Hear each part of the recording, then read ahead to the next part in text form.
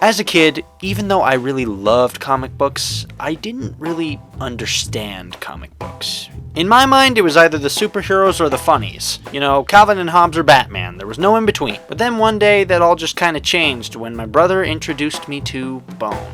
Bone was my introduction to indie comics, and honestly, looking back, I can't think of a better introduction there could be.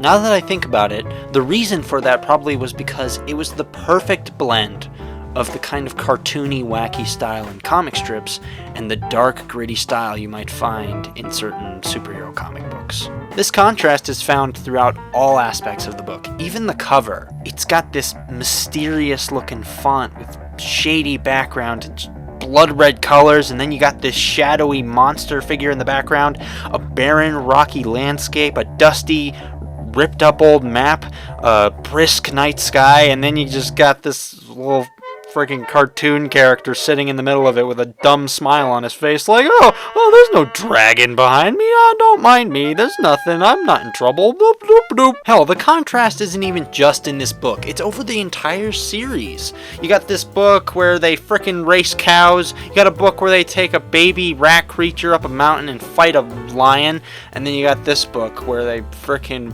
walk into circles that help them talk to dead people, and then you got this book where they have a war with a bunch of barbarians and everybody's dying and getting beat up all the fucking time.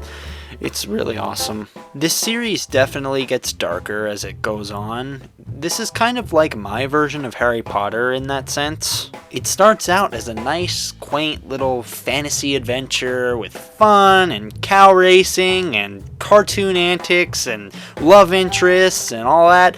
And then it starts to explore themes like death, religion, genocide, war, more death, lots of death, poverty, loyalty, responsibility, more death. I bought this book from the Scholastic Book Fair. It's a pretty neat experience where you kind of get to grow with the characters. Characters which are very well realized and well developed.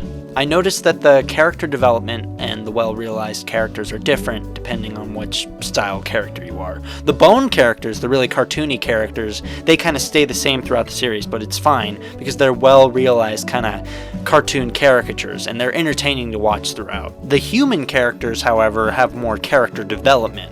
They change more. A good example is probably the townspeople. They kind of start out as one-dimensional a-holes who kind of just believe whatever they hear. They're kind of stupid. And, you know, once the war happens, they're kind of humbled and they, you know, a bit more grounded. They change throughout the story. Speaking of the story, let's talk about mangoes. I have never had mangoes. Now let's talk about the story.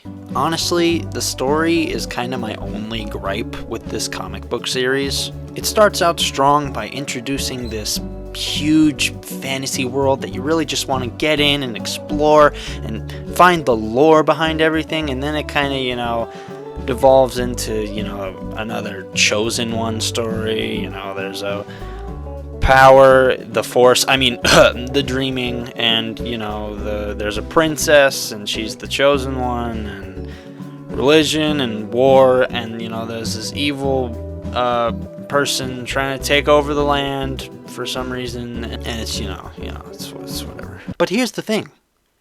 You don't really read it for the story. You read it for the lovable characters. You read it for the exciting peril on every page. You read it for the art style that makes it feel like you've entered the page.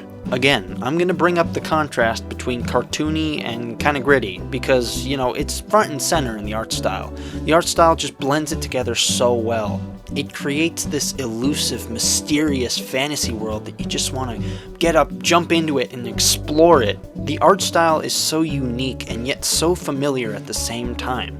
It's an experience for your eyeballs and your heart. Bone is a comic book series that was created from 1991 to 2005 by Jeff Smith, and I give it a 6 out of 7. It is a classic!